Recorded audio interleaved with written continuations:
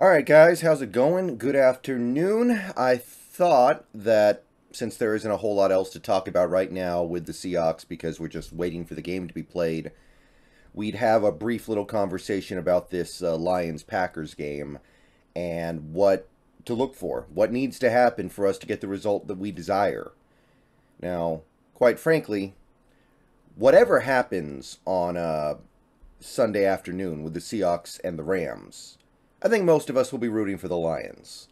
Because if we win, then of course we want to get in the playoffs. If we lose, then we'd rather see the Lions in the playoffs than the Packers. I think most Seahawks fans especially, a little sick of the Packers, and it'd be cool to see a team like the Lions get in.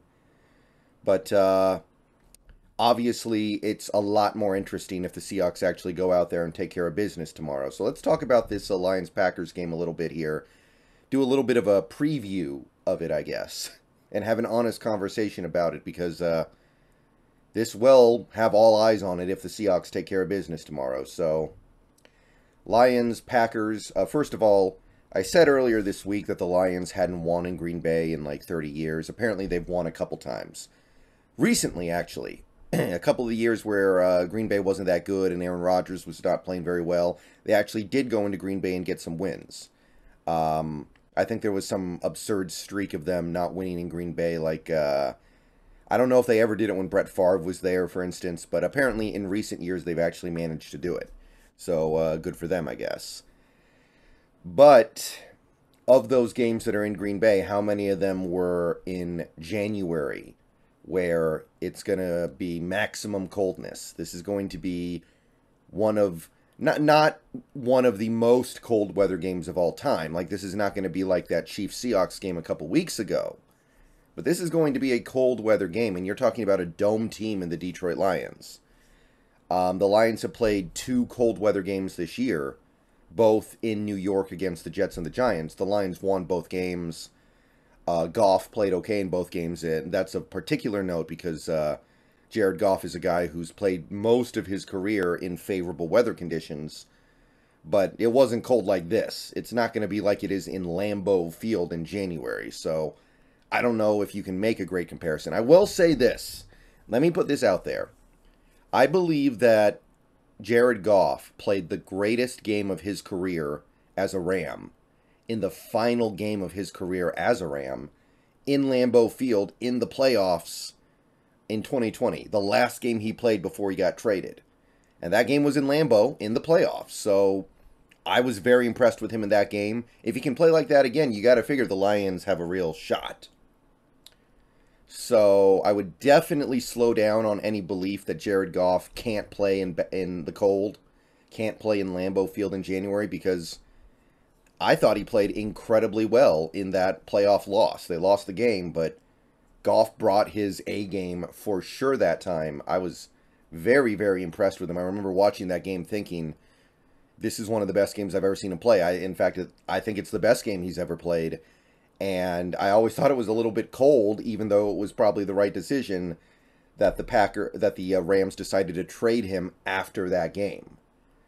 But I digress. This isn't just about Jared Goff, although that does help. We're talking about a guy who played college football in California. He played in the NFL in California. And then he's played the last couple years in Detroit in a dome. And now you're looking at it and you're trying to figure out, okay, how is he going to play in Lambeau Field in January? We have at least a little bit of evidence. But expanding out, talking further about this game, Lions, the key to their defensive improvements in recent weeks has been, I think, their pass rush. Their pass rush is the one thing on that defense that really stands out as, oh yeah, that is something special. Hutchinson has had a tremendous rookie year. He's one of the candidates for Defensive Rookie of the Year. And James Houston has been an excellent pass rusher for them as well. I think they both have around 8 sacks. And Hutchinson's also got those interceptions. They're both playing the run well. They're both great all-around players. Everything else on that defense, you look at it, like Deshaun Elliott's okay. Jeffrey Okuda's hit and miss. It's not a great defense outside of those two guys. So it's going to be all about those two guys getting a pass rush on Aaron Rodgers. The one game the Lions have really looked bad in recently would be the Panthers game. Why? Because The Panthers were able to run the ball really, really well and not make that pass rush as big of a deal. Kind of like they did against us. So the key will be, don't let Aaron Rodgers and the Packers get in a situation where they can just hand it off, hand it off, hand it off, hand it off. They have Aaron Jones. They have a good running back, but they don't have a running game like the Panthers do. Their interior offensive line is good, but it's not great. So I think that's going to be the main key here. You can't let the Packers feel like they can just run the ball, run the ball, run the ball. Got to force them into passing situations. Got to force them into those situations where that pass rush can eat. And even though the Packers have David Bakhtiari back, and that's a thing, that is definitely a thing, there are still some weaknesses on that offensive line you can exploit from the edge. That's mainly what I'm going to be looking for in this game. Just don't let the game become about the running. And the main thing that stands out about the Lions' offense is their extraordinary offensive line. Their whole offensive line is playing really well this year, especially their tackles. It looks like, by the way, both teams are going to be healthy. So I know Frank Ragnow missed some practice this week, but I'm sure he's going to play. Frank Ragnow. So that's key. But this Lions offensive line is really good, really well-rounded. And when you look at that Packers pass rush that is mostly Preston Smith, that should mean that Jared Goff has plenty of time out there to make reads in the pocket and make the throws that he needs to make. So that is the primary thing that you're hoping is going to happen in this game. You're hoping that the Lions' excellent offensive line gives Goff enough time to make the right decisions here. Because we are talking about a pretty good secondary over there in Green Bay. Jair Alexander, one of the best corners in the league. He's been playing better lately. I'm a huge Darnell Savage fan. I think he's one of the most intriguing young safeties in the entire league. So I will take strength on strength because these Lions wide receivers have mostly been playing really well this year. They've got Amon-Ra St. Brown. They've got DJ Shark, who's been good for them. They've got Josh Reynolds. They've got Jameson Williams back. Not that he's been able to make a big impact yet.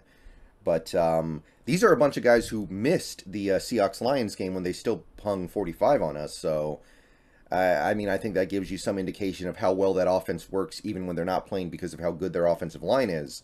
But Amon-Ra St. Brown, Shark, Reynolds, they've got some really good playmakers who have been playing really well this year. Yeah, there's some exciting stuff going on that Lions offense, and it should be enabled by a really good offensive line.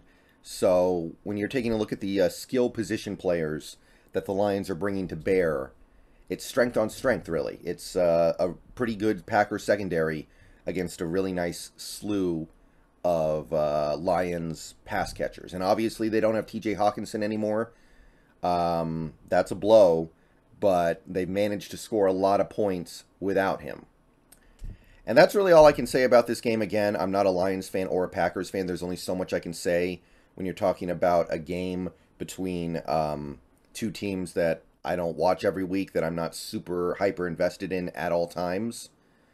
But we are talking about a game that I don't think you want to completely count the Lions out of.